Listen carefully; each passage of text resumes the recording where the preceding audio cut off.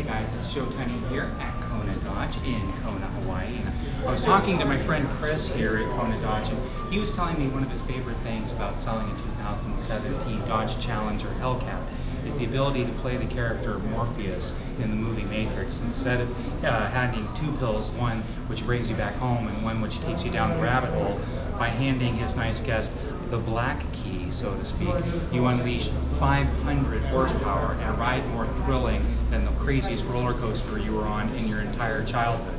However, by using the red key, you unleash all 707 horsepower, and with an 8-speed automatic transmission, 0 to 60 in 3.6 seconds, which is exactly how fast you need to go to literally blow the freckles right off your face.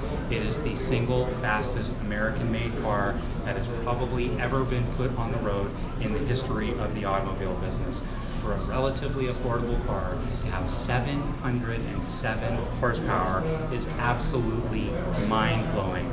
Now this is a 370 cubic inch V8. Now I don't know when it happened or where it happened, but you, me, and everybody else, whenever we refer to American muscle cars, we always talk about 350 V8s and 454 V8s. None of us have ever referred to those older cars in cubic liters displaced once in our lives. We wouldn't even know what the measurements are. Yet for some reason on modern cars, none of us ever use cubic inches anymore. Like somewhere along the line we learned the metric system, which me or anybody else did. So although this is 6.2 liter supercharged V8 in inches, that would be a 370 cubic inch engine. To put out 707 horsepower out of 370 cubic inches is absolutely mind-blowing. Let's take a look around. Now this one has what's called SRT brass monkey wheels. It's a $995 option.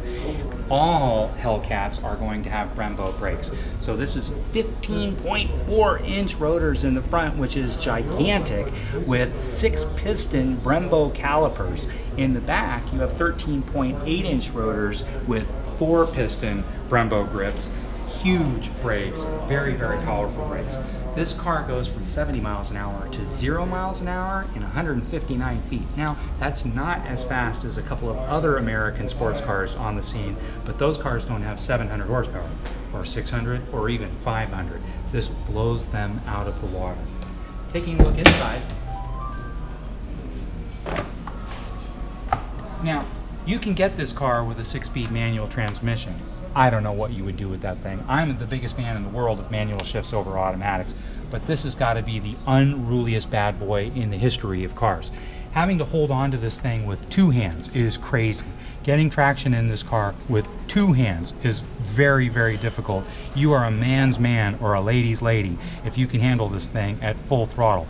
It's like learning to drive on a Shetland pony at the neighbor's yard, and instead of going from that, you go to a bucking bronco that even professional riders don't want to ride. It's that big of a difference. But trying to drive this thing with one hand just seems like a recipe for a lot of mayhem. It's actually really spacious inside. It's still a Challenger, so it's reasonably practical. Every single review I've seen says don't get the moonroof because it compromises your height. Yeah, for like 6'6" or something like that. I'm 6 feet tall, 180 pounds, and I have all the room in the world. This thing has more room than I could ever need. Huge 8.4 inch monitor, big 116 inch wheelbase. It's actually a reasonably practical car if you can get that grip. Pirelli P0 summer tires are an amazing option. It's just, I think that I'd go for dragster slicks over the stock tires. Even with the P0 summer tires, traction is at a premium on a car this powerful. It's not just the 707 horsepower, it's the, let me open up the trunk here, it's not just the 707 horsepower, it's the 650 foot-pounds of torque. It's unbelievably powerful at the low end, unbelievably powerful at the high end. It's actually aerodynamically about the least slippery vehicle in the entire world. 0.39 coefficient of drag is actually horrible. And so despite the 707 horsepower, top speed is sadly only 199 miles an hour. So you think that the engineers at Dodge could finesse another mile per hour out of here. Maybe with the 2018 model, I figure it's going to need about 715 horsepower to get it up to 200 miles an hour. Now, 16 cubic foot trunk, I don't know what you're going to be putting in this thing, but if you do decide to use this car as a professional vehicle, maybe you want to haul contraband in this, and if you want to avoid any quote-unquote misunderstandings with the authorities, it's got the horsepower to get away from any situation that you might find yourself in. It's super stylish.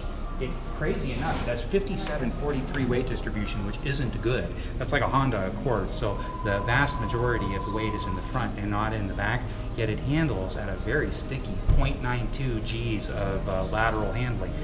Not as high, again, as some of the other cars on the market, but perfectly good for autocrossing. And at 707 horsepower, it simply blows everything else out of the water. Automatic transmission, crazy as it sounds, is quicker than the manual transmission. It gets better fuel economy than the manual transmission. Its 8-speed automatic shifts gears in just 160 milliseconds between gears, which is unbelievably fast. And then again, lets you hold on with both hands, which is something that you're probably going to want to do in this car. 0 to 60 in a stick, 3.9. 0 to 60 in the automatic, only 3.6. This is an absolutely dynamite car. It's on the showroom floor at Kona Dodge. And if you have any questions for me, again, my name is Joe Tunney. You can reach out to me anytime at joeloveshawaii@gmail.com.